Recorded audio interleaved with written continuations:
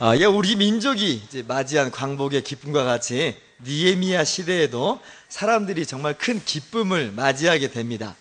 나라를 되찾은 건 아닌데 이 민족의 심장이라고나 할까요? 이 심장과도 같았던 예루살렘 성벽이 재건되고 완성된 것이 바로 그거예요. 오늘 말씀이 이야기하는 바가 바로 그거죠. 예루살렘 성벽이 완성돼요. 얼마나 기뻐요. 얼마나 좋아요. 사실 여기까지 오기까지 얼마나 많은 어려움이 있었어요. 주변에 이방 민족들의 조롱과 모욕이 있었죠. 군대를 동원해서 이스라엘 성벽을 재건하지 못하도록 방해하려고 했었던 적도 있었어요. 심지어 느헤미야를 암살하려고 하고 중상모략하는 그 장면이 6장 상반부에 나와 있기도 합니다. 뿐만 아니죠. 흉년 속에서 위협 속에서 힘들게 성벽을 재건하고 있지만 이 민족의 지도자라는 사람들은 도리어 이 백성들의 피를 빨아먹는 그런 어이없는 모습을 보이기도 해요. 지난주에도 잠깐 말씀드렸다시피 얼마나 이게 혹독했던지 자녀를 종으로 팔기에 이른 사람도 있다. 성경은 그렇게 이야기하고 있죠. 이런 많은 어려움들이 있었어요. 느헤미야가 이 성벽을 쌓은 것은 그냥 어느 날 하루 뚝딱 이루어진 게 아니고요. 이게 이렇게 편안한 가운데 이루어지는 일이 아니라는 이야기입니다. 피와 땀이 있었고 수고와 눈물이 어우러져서 이루어졌어요. 느헤미야 개인도 얼마나 많은 수고를 했습니까? 왕의 술관원이었는데 그거 다 포기하고 예루살렘 성벽을 재건하려고 오죠. 목숨을 걸고 왕에게 도움을 청하는 그런 요청을 하기도 하고 총독의 녹을 받지 않는 수고와 헌신을 하기도 해요. 이 모든 눈물과 수고와 헌신, 땀방울을 하나님이 잊지 않으신 겁니다. 그래서 결국 예루살렘 성벽은 이 모든 난관을 이겨내고 52일 만에 완성되게 돼요. 그 둘레가 4.5km 정도 된다고 하는데 이게 52일 만에 완성이 됐으니까 정말 열심히 수고한 거죠. 정말 그 수고대로 하나님께서 복을 주셨고 그 기쁨을 누릴 수 있게 되었다라는 것이 오늘 이 느헤미야 6장 15절 16절 말씀이에요. 자, 그렇다면 오늘 이 말씀을 통해서 주시는 하나님의 교훈은 무엇일까요? 첫 번째 교훈은 하나님은 일을 이루시는 분이라는 것을 오늘 말씀이 우리에게 교훈하고 있습니다. 16절 말씀이에요. 한번 같이 읽어볼까요? 시작. 우리의 모든 대적과 주위에 있는 이방 족속들이 이를 듣고 다 두려워하여 크게 낙담하였으니 그들이 우리 하나님께서 이 역사를 이루신 것을 알미니라. 그들이 우리 하나님께서 이 역사를 이루신 줄을 알미니라. 이렇게 이야기하는 거예요. 예루살렘 성벽을 재건하는 이 일에 있어서 방해하는 여러 대적들과 여러 세력들이 있었습니다. 그들의 바람은 예루살렘 성이 재건되지 않는 거였어요. 그래서 얼마나 많이 방해했는지 몰라요. 그러나 그들의 바람과는 다르게 예루살렘 성벽은 재건되고야 맙니다. 그렇게 방해했는데 재건되니까 그걸 보고 이들이 뭔가를 느끼는 거예요. 이 사람들이 하나님을 믿게 되었다, 하나님을 신뢰한다, 이런 말이 아닙니다. 뭔가가 있다는 거예요. 뭔가가 있다. 그렇게 방해했는데 이게 원래 안 되는 일인데 저렇게 되는 거 보니까 이거는 정말 뭔가 배후에 있다. 그렇게 이야기하고 있는 게 이 16절 말씀이에요. 그러나 우리는 알죠? 우리는 분명히 알아요. 그 뭔가는 일을 이루시는 하나님 그분이셔요. 하나님이 친히 하나님의 일을 하시고 하나님이 모든 일을 섭리하시고 주장하시고 운행하시는 거죠. 그런 말미암아 이루어진 거예요. 시편 127편 1절은 이렇게 이야기합니다. 여호와께서 집을 세우지 아니하시면 세우는 자의 수고가 헛되며 여호와께서 성을 지키지 아니하시면 파수꾼의 깨어있음이 헛되도다. 이렇게 기록하고 있어요. 하나님이 집을 세우지 않으면 세워지질 않아요. 반대로 하나님이 집을 세우시면 그걸 헐 자가 없는 거예요. 하나님이 예레미야 선지자에게는 이렇게 자신을 나타내어 주셨습니다. 예레미야 33장 2절에 이 일을 행하시는 여호와, 그것을 만들어 성취하시는 여호와, 그의 이름을 여호와라는 이가 이와 같이 이르시도다. 하나님은 어떤 분이십니까? 일을 행하시는 여호와, 이 일을 이루시는 하나님이라 그렇게 성경은 이야기하고 있는 거죠. 여러분, 하나님이 어떤 분이십니까? 하나님은 지금도 살아계셔서 역사를 주관하시고 운행하시는 분이라는 것을 여러분 믿으시기를 주님의 이름으로 축원합니다. 두 번째, 하나님께서 일을 이루신다는 것은 하나님은 포기하지도 않고 중단하시지도 않고 단념하지도 않는다는 것을 오늘 말씀이 교훈하고 있어요. 하나님의 사전에는요, 포기란 단어가 없어요. 하나님의 사전에는 단념이나 중단이라는 것은 없어요. 하나님이 포기하신다, 안 어울리잖아요. 하나님이 중단하신다, 안 어울리잖아요. 그 무엇이 하나님을 포기하게 할 수 있고 하나님으로 하여금 단념하게 할 수 있고 하나님으로 하여금 중단시킬 수 있겠어요? 불가능하죠. 하나님의 사전에는 단념이라 없는 거예요. 사실 느헤미야의 성벽 재건 중에는 중단될 뻔한 적이 참 많았어요. 그러나 결국 일이 이루어지는 거 보세요. 왜 그렇습니까? 하나님은 일을 이루시는 하나님이시되 끝까지 이루시는 하나님이기 때문에 그래요. 하나님의 사전에는 중단이란 없기 때문에 그래요. 하나님은 반드시 그것을 성취하시는 하나님이신 겁니다. 우리를 향하신 하나님의 사랑이 그렇죠. 우리의 구원이 사실 그래요. 빌립보서 1장 6절에 이렇게 기록되어 있어요. 너희 안에 착한 일을 시작하신 이가 그리스도 예수의 날까지 이루실 줄을 우리는 확신하노라. 하나님이 착한 일을 시작하셨어요. 대부분의 주석가들은 이것을 구원의 은혜로 이야기합니다. 예수 그리스도 안에서 우리를 의롭게 하시고 하나님의 자녀 삼으신 것을 이야기하는 거예요. 아직 우리가 완전히 드러나진 않았지만, 우리가 천국에 지금 당장 들어간 것은 아니지만 하나님의 착한 일, 하나님의 구원이 우리 가운데 시작됐다는 거예요.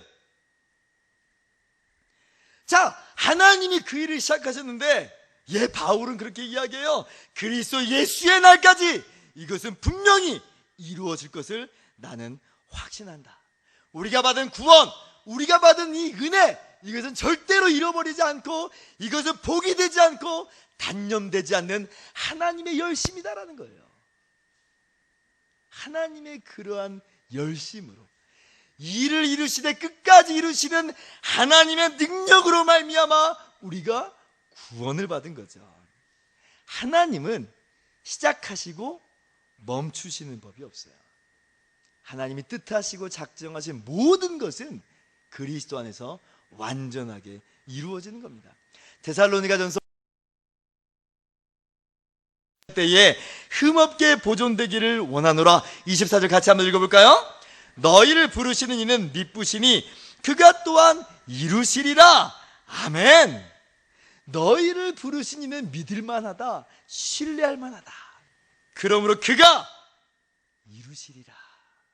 우리 안에 착한 일을 시작하신 이가 그리스도 예수의 날까지 이루실 줄을 우리가 확신하는 거예요. 믿으십니까? 하나님이 이루세요. 끝까지 이루세요. 물론 이제 그렇게 하나님이 이루시는 하나님이시고 끝까지 하시니까 뭐 우리가 손 놓고 마음껏 살아도 되겠네, 이런 이야기를 하는 거 아닙니다. 도리어 하나님께 중단이 없고 하나님께는 포기가 없고 우리가 하나님의 손에 있으므로 우리의 구원이 얼마나 견고하며 얼마나 흔들릴 수 없는 것인지를 분명하게 이야기하는 거예요. 베드로의 인생을 한번 보세요. 우리 너무나 잘 알고 있죠. 하나님이 시작하시되 끝까지 이루시는 손길을 우리는 베드로를 통해서 너무나도 잘 발견해요. 베드로 어떤 사람이었어요? 주님의 부르심을 받아서 제자가 됐어요. 그리고 주님을 위해서 나는 기꺼이 목숨도 내어놓을 수 있겠다라고 그렇게 이야기했어요. 주님이 죽으시기 전날에도 그렇게 당당하게 이야기했어요. 근데 실제 뚜껑을 열어보니 어떻게 돼요? 우리가 보는 것은 주님을 모른다고 3번이나 부인했던 그 베드로의 모습을 발견해요. 베드로의 인생은 끝장난 거예요. 거기서 산산이 조각 난 거예요. 지금껏 자기가 해왔던 것들이 다 헛된 것이라는 거예요. 지금까지 내가 마귀의 손안에 놀아났구나라는 그런 자괴감이 들지 않았겠어요? 세상에서 가장 비참한 것 중에 하나는 이거예요. 잘한다 잘한다 해갖고 진짜 잘한 줄 알았어요. 그런데 이제 어쩌다 좀 실패하고 넘어질 때도 있잖아요. 근데 그때 비웃는 소리가 들리는 거예요. 야, 잘한다 잘한다 했더니 야, 지가 진짜 잘하는 줄 알아? 하하하하. 그래 보세요. 완전히 무너지는 거예요. 근데 베드로가 지금 처한 상황이 바로 그거예요. 잘한다 잘한다 했거든요. 근데 지금 주님을 모른다고 3번이나 부인하니까 완전히 와르르 무너진 거예요. 완전히 무너진 거예요. 마귀의 그런 비웃는 소리가, 그 웃음소리가 아마 들렸을지도 몰라요. 커다란 수치심이 그를 휘어 감았고, 나는 이것밖에 안 되는구나 자괴감이, 더 이상 주님의 뒤를 따를 수 없을 것 같은 그런 자포자기의 심정이 죄책감과 더불어서 이 베드로의 속에 가득 들어가 있었을 거예요. 그러나 일을 이루시는 여호와, 그리고 그것을 성취하시는 하나님이 베드로를 내버려 두시지 않아요. 그게 완전히 와르르 무너져버린 베드로에게 부활하신 주님이 찾아가셔서 기어코 다시 일으키고야 마시잖아요. 그래서 하나님의 사도로 세우시는 바 하나님의 은혜가 있잖아요. 이분이 바로 우리 하나님이세요. 일을 이루신 하나님입니다. 이루시고 끝내는 게 아니고요, 끝까지 이루시는 하나님이 우리가 믿는 하나님이에요. 우리가 발견하는 것은 그래서 베드로 위대함이 아니죠.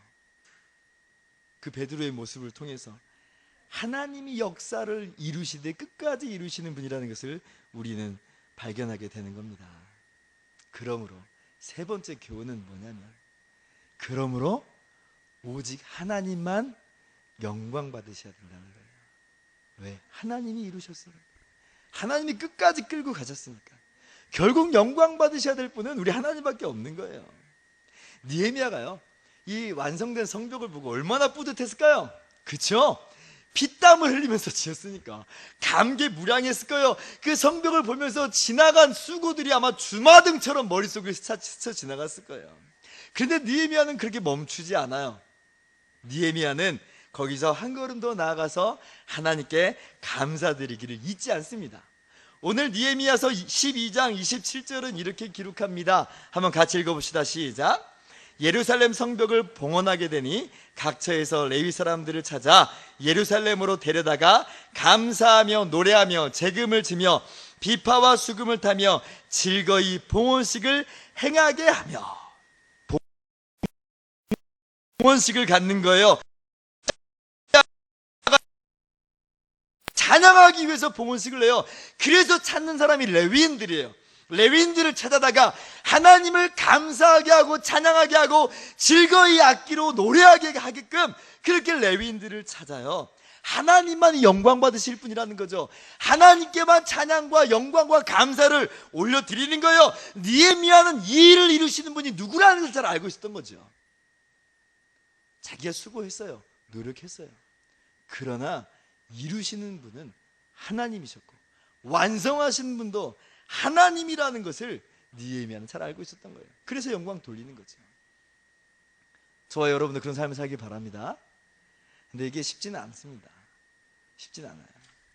이 바벨론 왕이었던 느부갓네살의 경우를 보면 이게 쉽지 않다는 걸 참 보게 돼요. 느부갓네살이 대제국을 이루었잖아요. 당시에 패권국이었던 아수르를 점령하고, 그리고 애굽까지 쳐들어가서 애굽마저 이제 굴복시키면서 세력을 크게 확장시켜요. 그 과정 가운데 이 남유다 왕국도 이제 망하게 되고요. 명실상부하게 그 고대 군동의 패권국이 돼요. 최대 강대국이 되죠. 그러니까 이 느부갓네살의 마음이 얼마나 뿌듯했겠어요. 어느 날 바벨론 왕국인 지붕길을 거니는데 그 대제국이 보이고 그가 지은 바벨론 성이 보이는 거예요. 얼마나 웅장하고 얼마나 뿌듯했는지. 그러면서 이 느부갓네살이 이렇게 이야기합니다. 이 큰 바벨론은 내가 나의 능력과 권세로 건설하여 나의 도성으로 삼고 이것으로 내 위엄의 영광을 삼지 않았느냐, 이렇게 이야기를 해요. 자기가 영광 받는 거예요. 자기가 그렇게 했었으니까. 근데 그렇게 말하는 동시에 느부갓네살이 미칩니다. 미쳐버려요. 그래서 7년 동안 짐승같이 살아요. 7년이 지났을 때에서 비로소 이 총명이 돌아오게 되고 느부갓네살이 그때서야 깨닫는 겁니다. 내가 한 것이지만 내가 한 것이 아니구나. 그러면서 하나님께 그제서야 하나님께 감사하는 내용이 다니엘서에 나와요. 한번 보면요, 하나님은 자기 뜻대로 행하시다니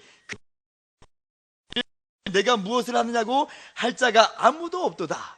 37절, 그러므로 지금 나 느부갓네살은 하늘의 왕을 찬양하며 칭송하며 경배하노니 그의 일이 다 진실하고 그의 행하심이 의로우심으로 교만하게 행하는 자를 그가 능히 낮추심이라. 제국의 왕이었고 엄청난 업적을 이루었지만 사실 그 모든 것이 하나님이 이루신 것을 발견하고 깨달은 겁니다. 7년 뒤에서야 깨달은 거예요. 7년 뒤에서야. 눈앞에 내가 한 업적이 보이고 눈앞에 내가 이룬 일들이 보여보세요. 그 순간에 하나님께 영광을 돌려야겠다는 마음보다는 이야, 이거 다 내가 한 거야, 그런 마음에 취할 때가 얼마나 많은지 몰라요. 자기가 영광을 받아버리는 거죠. 그러나 하나님의 사람들은 그렇게 사는 것이 아닙니다. 바울 보세요. 복음을 전도하면서 수많은 영혼들을 주께로 인도하고 수많은 교회들을 세웁니다. 그 모든 일을 위해서 정말 아낌없이 수고와 헌신을 기울이고 아끼질 않아요. 그런데 바울은 그 모든 것이 내가 한 것이 아니고 이거 다 하나님의 은혜로 된 겁니다. 이렇게 얘기해요. 이게 하나님의 사람들의 모습이에요. 고린도전서 15장 10절입니다. 한번 같이 읽어볼까요? 시작. 그러나 내가 나된 것은 하나님의 은혜로 된 것이니 내게 주신 그의 은혜가 헛되지 아니하여 내가 모든 사도보다 더 많이 수고하였으나 내가 한 것이 아니요 오직 나와 함께 하신 하나님의 은혜로라. 아멘. 내가 한 것이 아니요 오직 나와 함께 하신 하나님의 은혜로라. 바울이 했어요. 누가 했겠어요? 그러나 궁극적으로는 하나님이 하셨고 하나님의 은혜가 이끌어왔다는 것을 고백하는 거예요. 그게 사실이거든요. 하나님의 은혜가 함께 하시지 않았으면 어떻게 이런 일을 할 수 있었겠어요? 영광을 돌리는 겁니다. 이게 하나님의 사람들의 모습이에요.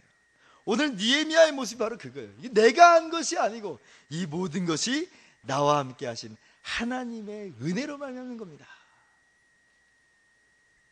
자, 그렇다면 이런 오늘 말씀의 교훈 속에서 우리의 삶을 어떻게 가져가면 좋겠습니까?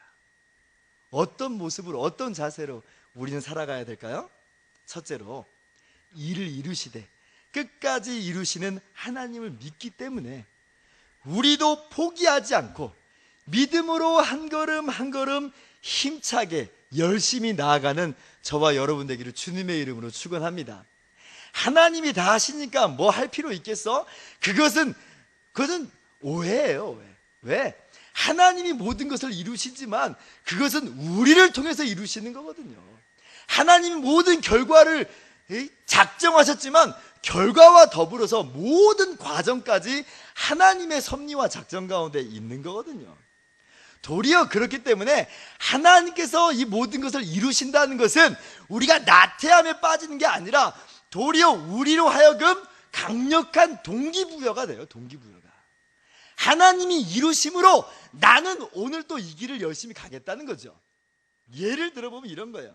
지금 우리 주일학교 전도할 때 매주마다 슬러시 기계를 돌리면서 아이들에게 나눠주면서 전도를 합니다. 예를 드는 거예요. 자, 그런데 자꾸 하다 보면 어떤 마음이 드냐면 시간은 시간대로 들고 수고는 수고대로 하고 돈은 돈대로 쓰는데 당장 눈에 결과가 신통찮아요. 그렇게 한다고 해서 애들이 구름대같이 몰려들면 뭐 그것 때문에라도 신이 나서 하겠는데 구름대같이 몰려들질 않아요. 이야, 이거 뭐 되는 거야? 이런 생각이 번뜩번뜩 든다고. 예를 드는 겁니다. 번뜩번뜩 든다고요. 이거 접어야 되나? 뭐 땅 보야 되나? 5만 가지 생각이 있겠죠. 그런데 자, 보세요. 하나님이 이 슬러시 전도를 통해서 우리를 통해서 분명 놀라운 일을 이루실 것을 믿어요. 하나님이 정말 그렇게 하실 거예요. 이렇게 우리가 분명하게 믿잖아요. 그러면 지금 당장은 눈에 안 보이고 지금 당장은 그 결과가 우리 손앞에, 우리 손안에 잡히지 않는다고 해도 멈추겠어요? 안 멈추는 거예요. 왜? 하나님이 이루시니까. 느헤미야 보세요. 어려워요, 힘들어요, 중단될 만한 많은 일들이 있었습니다. 그러나 일을 이루시는 여호와, 그것을 성취하시는 하나님을 믿기 때문에 그 걸음을 한 걸음 한 걸음 나갈 수 있는 겁니다. 왜? 하나님이 하시니까. 하나님이 성취하시니까. 기다림은 있을지언정 포기는 없는 거예요. 도리어 기대감을 가지고 맡겨진 일에 최선을 다할 수 있는 것이 바로 이 일을 이루시는 하나님 때문에 그렇습니다. 제가 지금 무슨 이야기를 하는지 알겠죠? 하나님이 이 일을 이루신다는 것은 그래서 우리의 나태함을 방조한다든지 혹은 우리가 포기하는 것을 의미하지 않아요. 도리어 기대감을 가지고 한 걸음 한 걸음 나아가게 하는 힘이 되는 거죠. 실망하지 마세요. 낙심하지 마세요. 하나님이 일을 이루세요. 그리고 끝까지 이루시고 모든 것을 합력하여 선을 이루어 주세요. 하나님을 사랑하는 자, 그의 뜻대로 부르심을 입은 자들에게는 모든 것이 합력하여 선을 이루느니라. 우리가 하는 일이 열매가 없다고요? 우리가 하는 일이 선이 안 될 것 같다고요? 그렇지 않아요. 모든 일을 합력하여 선을 이루시는 바, 이 일을 이루시는 하나님, 성취하신 하나님, 끝까지 이루시는 하나님의 손길이 거기 있는 거예요. 그래서 우리가 당장 눈에 나타나 보이지 않아도 불안하고 걱정하고 염려할 필요가 없어요. 도리어 그 모든 염려를 다 주님께 맡기세요. 주님이 돌보아 주세요. 윈스턴 처칠이 2차 세계대전 후에 옥스퍼드 대학의 졸업식에서 그렇게 연설했다고 하죠. Never give up. 이건 안 믿는 사람들에게 하는 이야기가 아니에요. 우리 믿는 사람들에게 하는 얘기예요. 주님이 일을 이루신다니까요. 그러므로 never give up입니다. 포기하지 말고 그 있는 자리에서 오늘도 한 걸음 한 걸음 힘을 다해서 나아가시고, 둘째로 하나님께 감사와 영광 돌리는 저와 여러분이 되기를 주님의 이름으로 축원합니다. 이것이 우리의 삶의 자세예요. 베드로전서 4장 11절 말씀입니다. 한번 같이 읽어봅니다. 시작. 만일 누가 말하려면 하나님의 말씀을 하는 것 같이 하고 누가 봉사하려면 하나님이 공급하시는 힘으로 하는 것 같이 하라. 이는 범사에 예수 그리스도로 말미암아 하나님이 영광을 받으시게 하려 함이니 그에게 영광 권능이 세세에 무궁하도록 있느니라. 아멘. 하나님이 공급하시는 힘으로 하는 것 같이 하라. 그러므로 하나님만 영광 받으시도록. 제가 이번 주 설교를 준비하는데 모기가 제 앞을 휙 지나가는 거예요. 제 팔뚝이를 날아다니는데 제가 두 눈 부릅뜨고 있으니까 차마 앉지는 못하고 휙 그냥 지나갔어요. 근데 휙 지나가더니 어디에 앉았냐면 성경책에 앉는데 성경책의 요 윗부분에 앉는 거예요. 제가 안 보이도록 여기에 딱 앉아 있어요. 그래서요, 제가 이 설교 준비하다가 큰 깨달음을 얻었어요. 이야, 이거 마귀 모습이구나. 이거 마귀 모습이구나. 성경책 뒤에 있어요. 마귀가요, 우리가 성벽을 재건하도록 내버려 둘 수 있어요. 그래서 그 기쁨과 그 영광과 그 달콤함을 맛보게 할 수 있어요. 예, 그렇게 할 수 있어요. 근데 그게 끝이 아니에요. 그렇게 사단이 기다리고 있다가 우리가 그렇게 하나님의 일을 하고 나서 이야, 너 진짜 대단해. 야, 너 잘한다. 야, 이거 다 너 때문이야. 네가 잘해서 그래. 하면서 우리 마음이 홀딱 거기에 빠져버리잖아요. 그때 마귀가 우리 피를 빨아먹는 거예요. 요놈 잘 걸렸다 하면서. 성경책 뒤에 붙어있을 줄 누가 상상이라도 했겠어요. 성벽 재건하는 일이 끝날 줄 알았는데, 그게 끝인 줄 알았는데 그게 끝이 아니고 그 뒤에도 여전히 영적인 싸움은 남아있어요. 우리가 영광을 취해버릴 때, 우리가 영광을 받아버릴 때 그것이 또 우리가 마귀에게 넘어지는 순간이 돼버리는 겁니다. 하나님은 하나님의 영광을 다른 자에게 주지 않습니다. 심지어 우리 자신조차도 영광을 받을 대상은 되지 않아요. 우리가 아무리 수고하고 우리가 아무리 노력했다고 해서 그것이 우리가 영광을 받을 근거가 되질 않습니다. 오직 영광 받으실 분은 딱 한 분이에요. 우리 하나님, 우리 하나님. 하나님만 영광 받으시는 거예요. 18세기에 이 영국의 대부흥이 있었을 때 그 주역이 누구냐면 존 웨슬리라는 사람이 아마 많이 들어보셨을 거예요.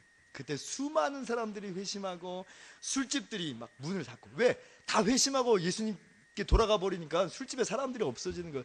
술집이 문을 닫아버려요. 감옥에 사람들이 없었답니다. 다 회심하고 그리고 주님을 닮아가려고 하니까 감옥이 사람이 없는 그 거룩한 영적인 변화가 영국을 뒤덮게 돼요. 그런데 그 주역 중에는 웨슬리 말고 누가 또 있었냐면 조지 휘필드라는 사람이 있었어요. 사실 이 조지 휘필드라는 사람 대부흥운동의 시초고 주역이에요. 존 웨슬리를 이 부흥운동으로 끌어들인 사람 먼저 시작했고, 조지 휘필드가 이 설교할 때는 수만 명이 모였어요. 조지 휘필드가 설교할 때는 그것이 얼마나 감동적이고 그 영혼을 뒤흔들어 놨는지 광부들의 눈에 눈물이 흐르는데 주체를 못해가지고 검정 이 물줄기가 눈에 선명하게 그려질 정도로 엄청난 감화력과 영향력을 미쳐요. 한마디로 설교계의 슈퍼스타고 당시의 부흥운동의 리더예요. 감리교 운동의 리더였어요. 사실은 웨슬리는 조지 휘필드에 이어서 두 번째 자리를 차지하는 위치였습니다. 실제로 그 조직 속에서 그랬어요. 그런데 이 조지 휘필드하고 존 웨슬리가 좀 신학적으로 성향이 달랐어요. 이 조지 휘필드는 칼빈주의적인 감리교 운동을 했고요, 존 웨슬리는 알미니안주의적인, 잘 모르시겠지만 그런 종류의 이 감리교 운동을 펼쳤어요. 그래서 두 사람이 좀 분열해요, 나중에. 그래도 어느 쪽이 더 강력하고 세력이 있냐면 그것을 시작했고 영적인 감화력을 강력하게 미쳤던 조지 휘필드의 그 세력이 더 강했습니다. 그런데 이 조지 휘필드가 영국에서만 사역한 것이 아니고 미국까지 건너가요. 그래서 미국에서도 부흥운동을 일으키고 부흥의 불길을 일으켜요. 그래서 4년 동안 이렇게 미국에 가서 사역을 할 때에 휘필드가 없으니까 그 다음에 이제 존 웨슬리가 그 다음에 이 영향력을 미친 사람이었잖아요. 그러니까 이 웨슬리가 영향력을 확대해 나가요. 점점 더 이 알미니안적인 감리교 운동이 점점 더 세력을 키워나가고 칼빈주의적인 감리교 운동도 여전히 활발하지만 이 위협을 조금 느낄 수 있는 그런 상황이 됐던 거예요. 그러던 차에 이제 휘필드가 4년 만에 미국에서 돌아와서 영국으로 이제 돌아옵니다. 그러니까 사람들이 얼마나 열광했겠어요. 게다가 이 칼빈주의 이 감리교 운동에 있었던 사람들은 이 휘필드가 온다는 소식에 너무나 감사해가지고 그 설교하는 자리에 역대 최고로 많이 모였대요. 그런데 휘필드가 돌아와서 하는 일은 뭐냐면 자기파 칼빈주의 감리교 운동의 리더라는 자기파의 이 리더 자리를 내려놔 버려요. 난리가 났죠, 난리. 사람들은 휘필드만 기다렸는데, 그래서 그가 직위를 유지하고 세를 불리고 탁월한 명성을 유지할 것을 기대하고 있었는데 그냥 내려놔 보니까 당황한 거예요. 그래서 사람들이 이 휘필드에게 이렇게 이야기합니다. 만약 당신이 지금 그 자리를 내려놓으면 당신의 명성은 사라지고 당신의 이름은 묻혀버릴 겁니다. 다 잃어버릴 것이고 다 묻혀버리게 될 겁니다. 그렇게 이야기해요. 근데 그때 휘필드가 유명한 말을 남겨요.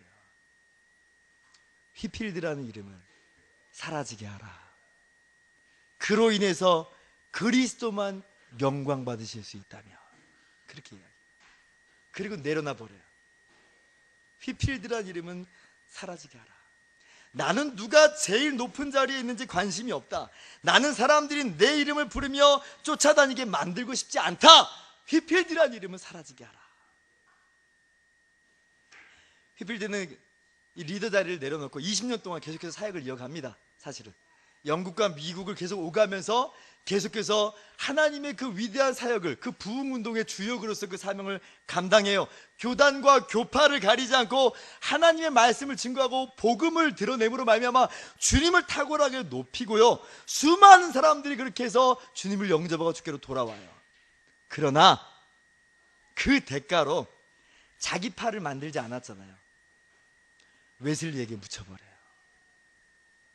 감리교 운동을 시작한 사람임에도 불구하고 오늘날 감리교의 이 창시자는 웨슬리가 되잖아요. 그리고 일반인들은 휘필드라는 이름 자체도 몰라요. 오늘 처음 들어보셨을 거예요. 신학생들이나 좀 아는 이름이에요. 완전히 묻혀버렸어요. 완전히. 그러나 휘필드는 이 모든 것을 예상할 수 있었음에도 불구하고 이야기했던 거예요. 휘필드라는 이름은 사라지게 하라. 그로 말미암아 그리스도께서 영광을 받으실 수 있다며. 주님만 영광 받으시게 하라. 이것이 휘필드의 마음이고, 저와 여러분이 되기를 바랍니다. 이게 쉽지만은 않아요. 당장 눈앞에 우리가 영광을 받을 찬스가 있는데 그걸 내려놓으라고요? 우리가 높임받을 수 있는 기회가 있는데 그걸 내려놓으라고요? 쉽지 않아요. 그러나 우리가 거기에 연연하면 우리가 마귀에게 지는 거예요. 그 영광을 받을 순간, 그 인기를 얻을 수 있는 그 순간에 도리어 그 모든 것을 주께 올려드릴 수 있는 그런 삶의 모습이, 그것이야말로 정말 하나님이 영광 받으시는 거예요. 주님만 높아지신다면, 주님만 영광 받으신다면 그럼 괜찮은 거예요. 하나님의 영광을 우리가 가로채지 않기를 소망합니다. 도리어 우리는 다만 주님이 일을 이루셨고 주님이 성취하셨습니다. 오직 주님만 그래서 영광 받기에 합당하십니다. 이렇게 고백하면서 주님의 이름에 합당한 감사와 찬양으로 올려드리는 저와 여러분이 되기를 주님의 이름으로 축원합니다. 기도하겠습니다.